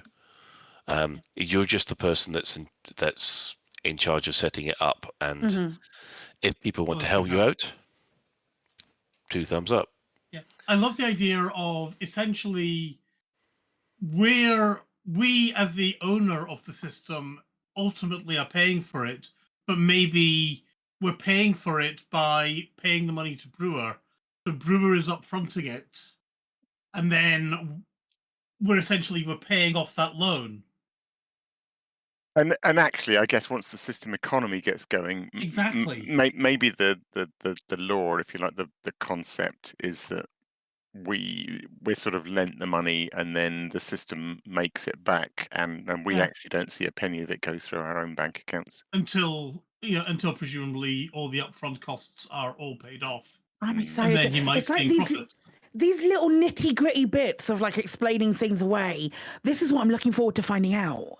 Like the definitive answers to these questions. Yeah. I didn't think I'd be quite as excited about finding out these tiny little things. That's just fun, don't you know? I think most of these things will be simpler than we expect. 100%, absolutely. Yeah, we had the same problem with power play when it was first announced that they were redoing it. We're all trying to guess what the activities or how the mechanics would actually work, and we weren't exactly 100% dead on, were we? No, and in a way, it's quite straightforward. And I'm sure, I think as a coder and a developer, if you can find a straightforward solution rather than an incredibly complex one, which is what the community usually comes up with, then Yeah. Then fair enough. Life there easy. We'll see. I've got the burp hit. Of course, I have. I'm not. Do your best impression, Alec. Come on, let's go. Let's do it. Come on. On Commander Boo. Mind the greens on the way out, and there it is. You got it. All right, bro. I'd like to know. I'm not going to do it. I'd like to know how the commodity requirements for a settlement build are presented to players when you land there, with X amount of Y commodity being required, etc. Hang on, I've got to read that again. I wasn't paying attention to that at all. I'd like to know how the commodity requirements for a settlement build are presented to players when you land there, with X amount of Y commodity being required. And are those requirements going to be exposed in the API so that Inara and third-party apps, etc., can pick it up? I hope so.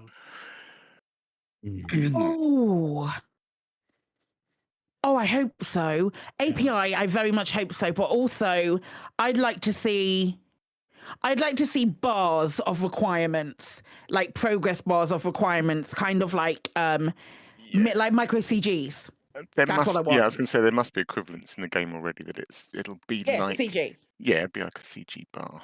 I'd rather see a working bar where I can get a drink at. Oh, here we go. Why wasn't that your fucking moonshine idea, eh? Be a list of bars, presumably. It'll say, or will it just say, we need the following materials, and it will list I wonder 10 because things. there will suddenly become a meta, won't there, where it's like, we need this big list of materials, and then suddenly it's only progenitor cells. That's a stupid thing to say. That's the thing, and I've always thought that's a bit of a problem with CGs. Sometimes it works fine because they choose quite well, but quite often there is a meta, and then nobody bothers to deliver the other stuff, and you think, well, that's messing with my role play a little bit, because surely you still need that other stuff to do the thing you're trying to do. Why is my system not just made solely out of this one item that's been supplied? Because 5,000 tons of wood and no nails. I'm a bit screwed now. The great thing about that, though, is you get that, and then the meta item just disappears. So if you want to actually get high up on the rankings, don't pick the meta. But that we don't know. I don't think there's going to be rankings for creating a system. So you're going to want to the potential is to want to find the easiest, quickest way to do it. And then if you're just buying wood, the big bad wolf is going to come and blow your houses down. Because that's how it works. Nursery rhymes are facts. You remember this? Yeah. True story. My, what big eyes you've got. Exactly. Same wolf, different story. Right, Epicris is saying, I want to know everything about it. It would be handy to know the limits on what you can and can't do. Which systems can't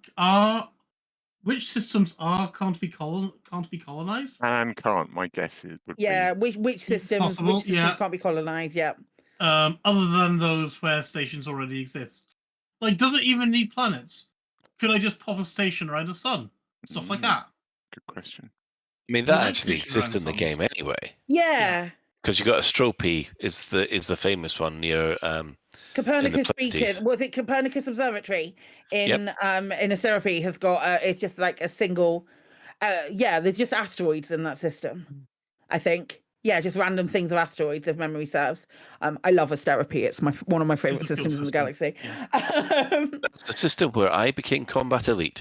It's the system where I fought my first Thargoid, my first solo Cyclops, and it's the only one I've soloed. But it's the only system where I've done it, and it's an important system to me. But it wouldn't surprise me. I don't think. What's the likelihood of there being another? Oh, it begins with a P. Pareco. Creating another Pareco with five medium pad stations all around the same star. That's Pareco, isn't it? Or they're all around the same star. I wonder Well, if we they're can not make around another one of anything. those. But obviously we won't be able to colonize that because it's anything like that because that's already been colonized. But are you saying could we build something Yeah, like like that? build Pareco 2 effectively. Wow. So another system, because You that's a know, buckyball race, my guy. That's a yeah, new that's one. cool. I would think probably not. I'm picturing there was something they said. I think it was something in the original discussion on the very first time they mentioned it about that made me think that what will happen is we'll get a system map with points, pre-allocated points for space stations. You can put one here. You know, there's like slots, empty slots where you can drop your space stations. That's what Yeah, I'm but presumably imagining. you can drop your station around a sun. Pretty similar how the fleet carriers work then. Oh, potentially, yeah. Probably, yeah. They have said we can pick where on the planet we want to put it. Yeah. Yes, planet. They've shown just moving things around and and rotating them and plonking them down. So that seems freer. But for space stations, I'm literally imagining a bunch of slots that you can choose where you want to drop your thing. Yeah. And so to answer Claire's question, I don't think there will be 6 slots in a circle. Yeah, and for you Fanarp to in fill. chat just said that in Pareco they orbit non-existent comets, don't they? Yeah, that's right. Yeah. So if we can find another system that's got non-existent comets, but you can't even jump a fleet carrier to a non-existent comet in Pareco, I'm assuming. I don't think so. Interesting. I wonder then if you going back to it, I wonder if there is a limit to the amount of stations, if there is indeed a limit though to the amount of stations that you could have around a planet, or if you found a big enough planet, you could do like 5 stations around the same planet and then create. I mean, Sol's got 3. Does Earth have 3 or 4 stations, doesn't it? Yeah, and then one around the moon as well, I think it is. Interesting. Maybe something to think about. Elite Sightseeing Tours says, can you name stations or will it be auto-generated from a list? I've been on record saying I really very much hope that you cannot name stations because I didn't want to have to land at A ******* P for another you don't time. Want a TTD? Just let it auto-generate. Just let it auto-generate. That's what I want. There we go. Well, I've got Slack Rabbit 76, which confuses the life out of me, this one. Can I play it in proper VR? I think Slack Rabbit 76 has asked that about many of our questions of the week, asking if they can play things in proper VR when they've not been anything to do with VR. Well, as far as I'm concerned, as long as you don't land on one of the planets and you have to walk around to survey it, then yes. Yeah, yeah, you can.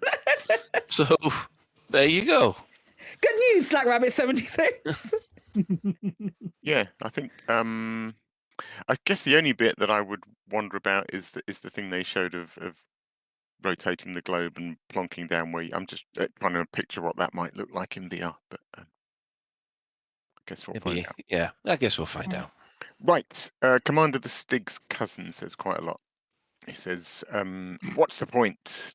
Don't get me wrong. The second I can afford it, I'm colonizing a system. But why do I want a second system?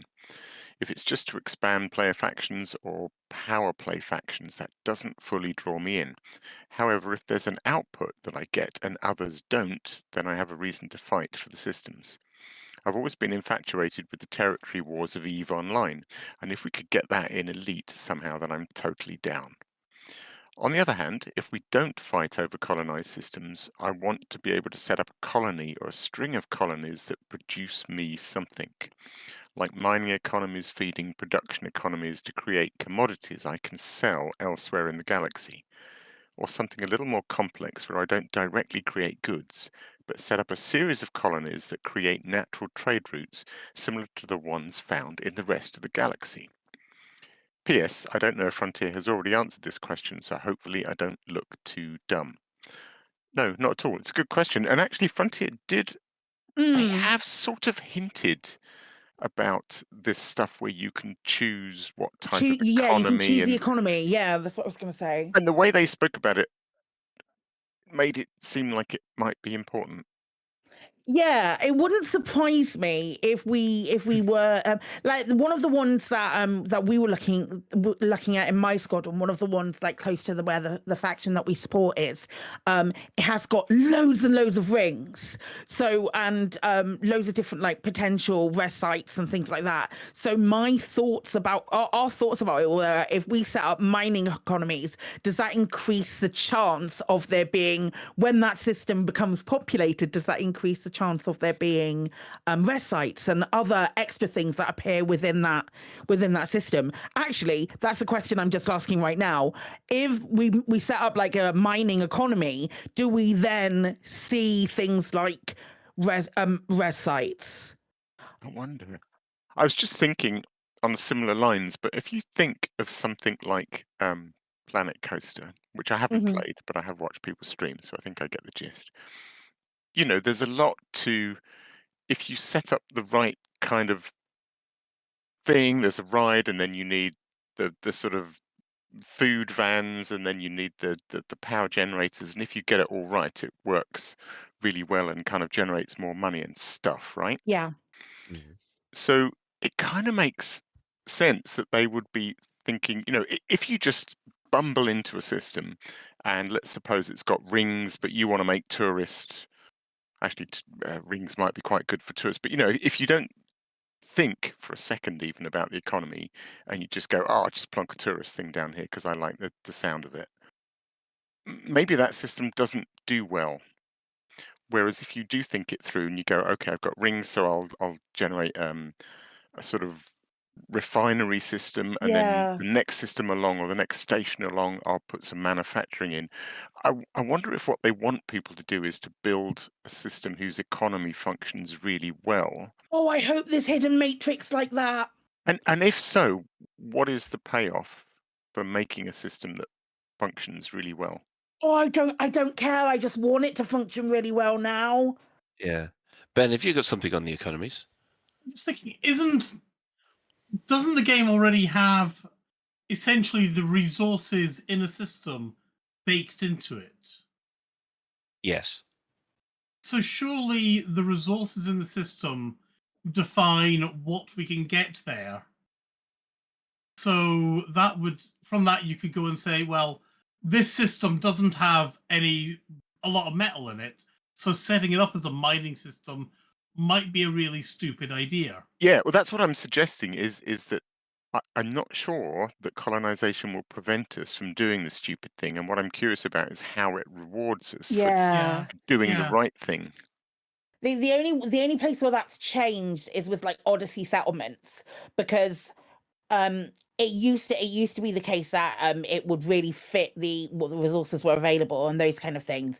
But now, like plotting towards, if you plot looking for certain things and you're including Odyssey settlements in that, you're not gonna find Earth. If you plot for terraforming, for example, since Odyssey went in, one of my tips for like making money early game is to plot a route across the bubble and pick just for terraforming and agriculture routes, because it would be much more likely for those to have it would be, without a shadow of a doubt, they would have an Earth-like world in them or a ammonia world, and those are some of the more, if you honk that system, you get more money because they've got those certain things in. With Odyssey planets, if you're planning to them now, if you plot to it with Odyssey settlements involved, you end up in just like random barren moons left, right, and center with terraforming spots on as well. So I think Odyssey took some of that away with regard to the resources.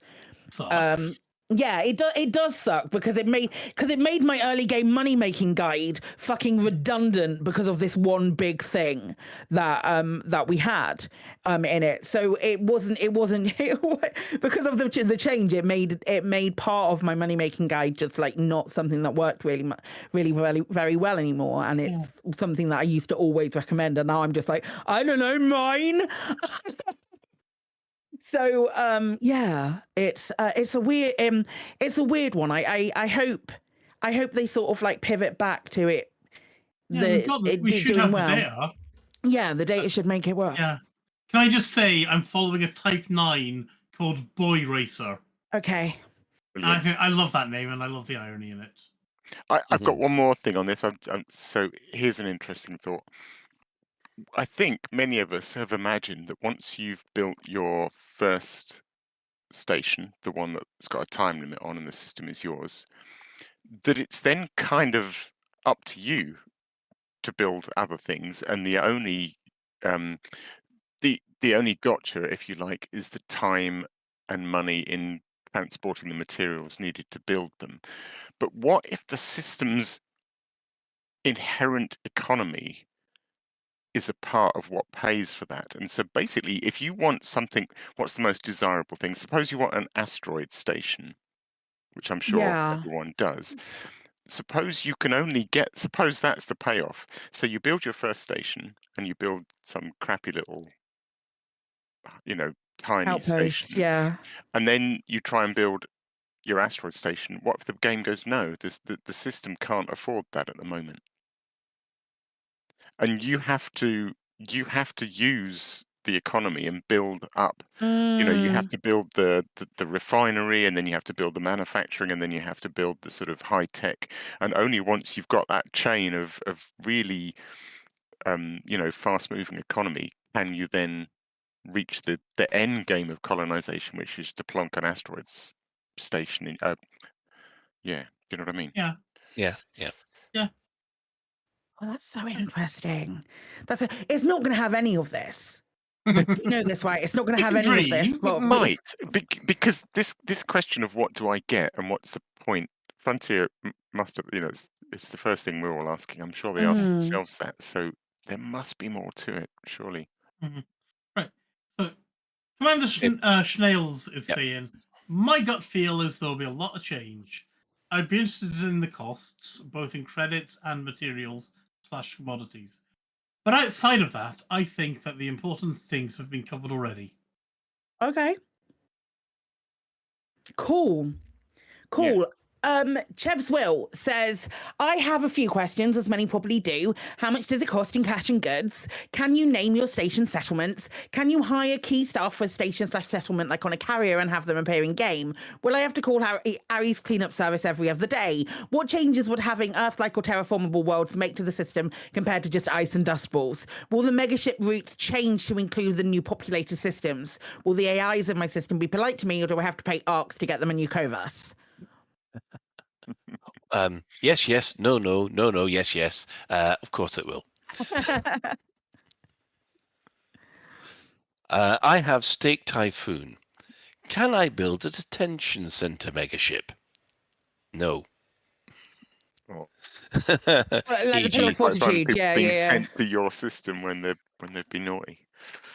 Yeah, I mean, it'd be funny if you could actually create your own prison planet. Build your own crematoria. Yes, please. So long as we don't get penalized for the prison. So if we go to it, then we just get to walk out again. Yeah, that's Or one way of looking at if it. you get sent to prison in your own system, then you get off scot-free. Yeah. I own you. Yeah. Right, last one from the community here. The Jinx Effect says, can I have a manager's office in my stations, or at least the initial one in a given system? Can I decorate it and mount trophies from my big game hunting trips? Plus ARCs bought decorations. Will Frontier take elements from their CMS experience and bring it into system management? Can I deal with space Karens complaining that they didn't get priority from traffic control? Maybe a bit tongue-in-cheek from me, but I'm actually excited for it and trying to adopt a wait-and-see approach and not hype myself into unrealistic expectations. No, do it. Hype yourself up. Do it. Yeah. Get really excited and then really disappointed when it's not that. That feels right. That feels accurate and right. So I like the middle point about will Frontier take elements from their CMS experience and bring it into system management. I suppose that's where I started going with the economy. Yeah, I think so. Yeah. I think you're right. Hang on, this is what they do in their other games. Surely they will. Surely they will, yeah, but that's the problem That'd be because normally that's handled by the BGS, though. That's where I'm getting a bit confused. Yeah.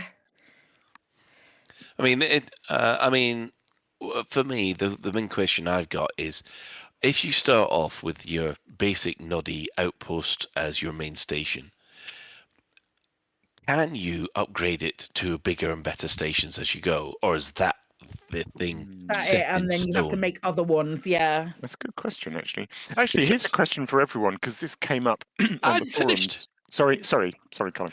Because I horribly suspect that what's going to happen is that when you set, depending on your base station, it gives you a limitation on what's possible in the station. So if you build a massive orbis, then you've got access to the whole system.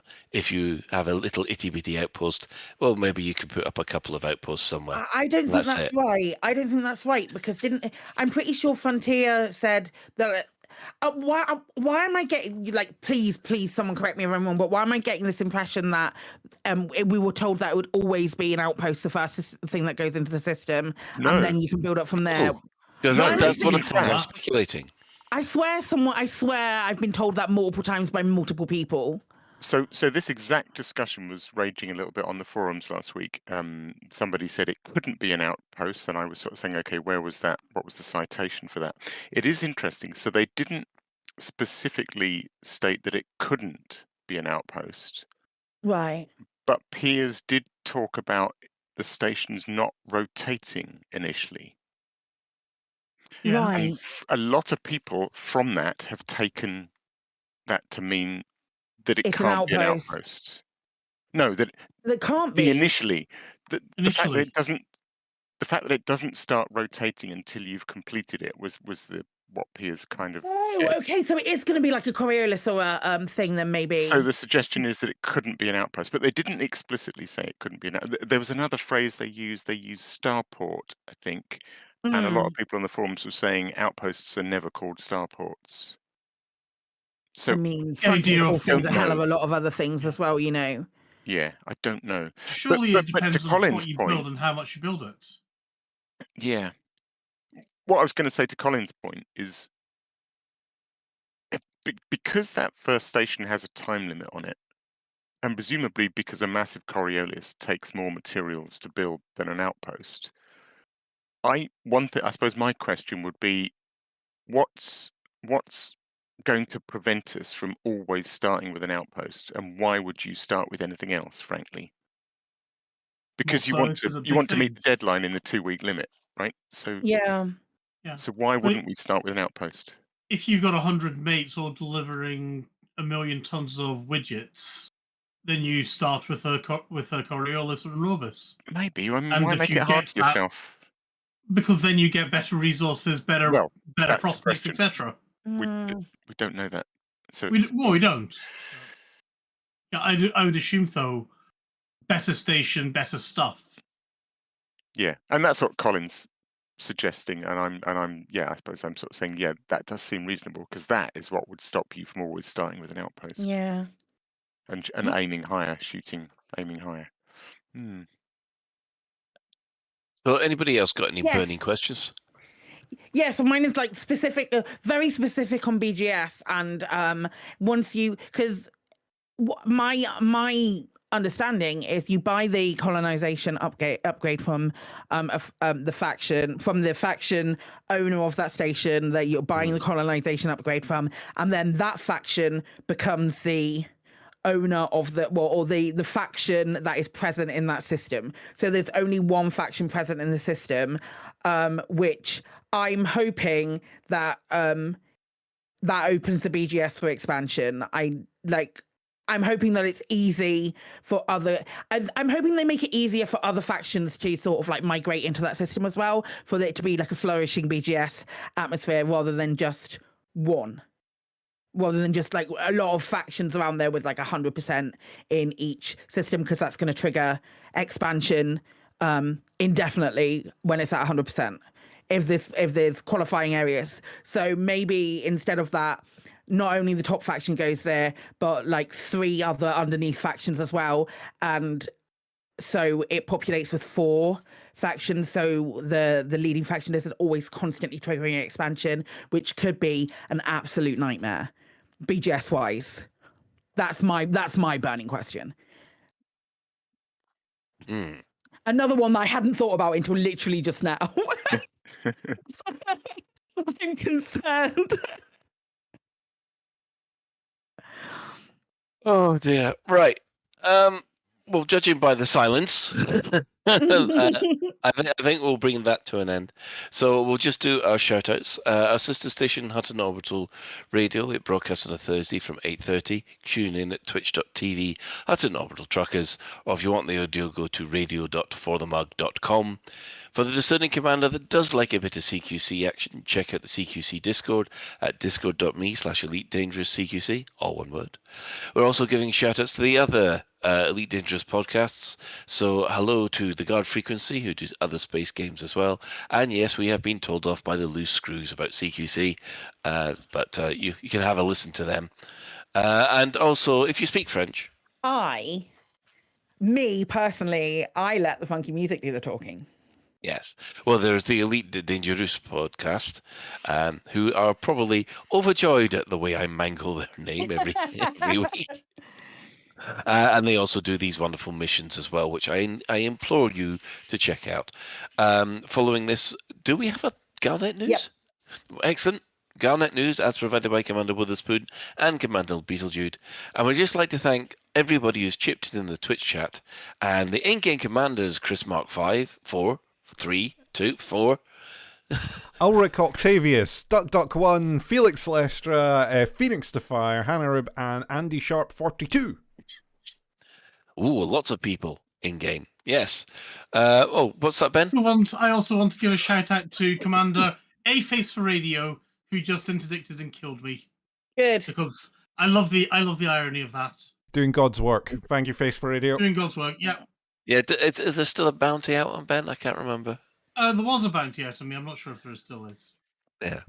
Right, so special thanks, of course, go to Commander Tokoso, JN Trax, and Alan Stroud, who have all created music that we use in this show. So that's it for another episode of Lave Radio. If you'd like to get in touch with the show, you can find us in the contact links at home/contact us menu on the laveradio.com website. Do let us know if you have any questions or if there's anything you'd like us to discuss in a future episode. Lave Radio is recorded live on a Tuesday evening at 8:30 and streamed out at laveradio.com/live. So thanks to Ben. Good night, Colin. Thanks to Alec. Watch the greens on the way out. Do steer clear of the toast rack. Incredible. All right, bro. All right, incredible work. I love it. Thanks to Psychic. Cheers. And special thanks goes to today's tech specialist, the Chris Mark 4. You're welcome. Excellent. So until next time, Commanders, fly safe. And if you can't do that, fly dangerous.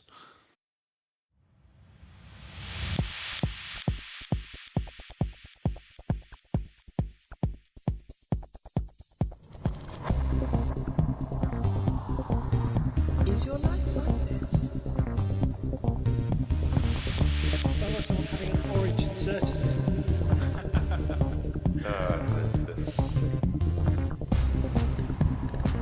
You need a safe word. Space can be loaded.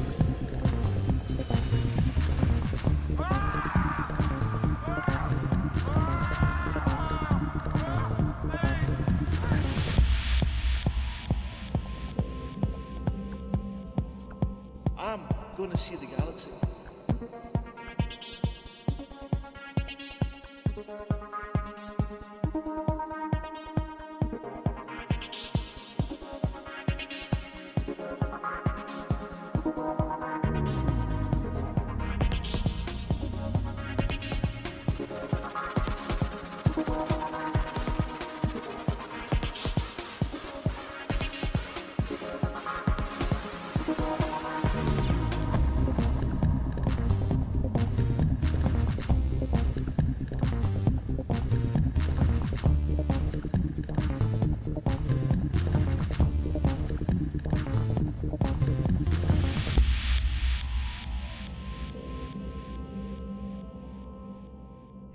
Damn it. No worries, guys. Hold the fort for 2 seconds. I'll be right back.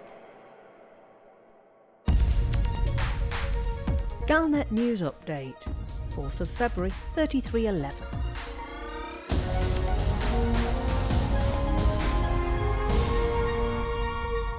more than 9,000 commanders are honking their scanners for Brewer Corporation.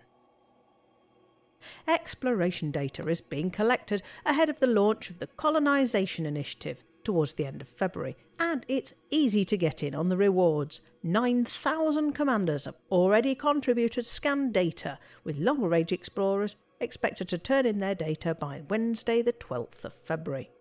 With the low bar of one rocky, metallic or ice world scanned using the full spectrum system scanner, you can earn an expanded radius detailed surface scanner and at least 25 million credits.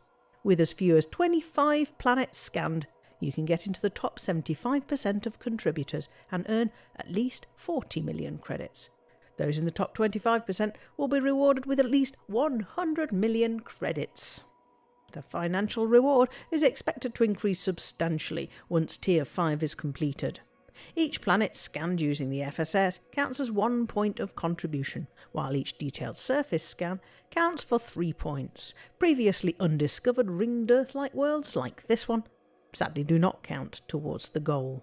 Brewer wants planets that are suitable for planetary bases now, not in the distant future, when we're finally permitted to land on planets with thicker atmospheres. Meanwhile, the Canon Interstellar has been looking at how quickly a faction could expand once the colonisation starting gun is fired. Assuming that we'll only be able to colonise systems up to 10 light-years away from an already inhabited system, then with enough faction members willing to take part, it believes it could expand into more than 400 new systems on the very first colonisation cycle. If it, and all the other factions, choose to expand at this rate, the inhabited bubble could double in size in less than 6 months.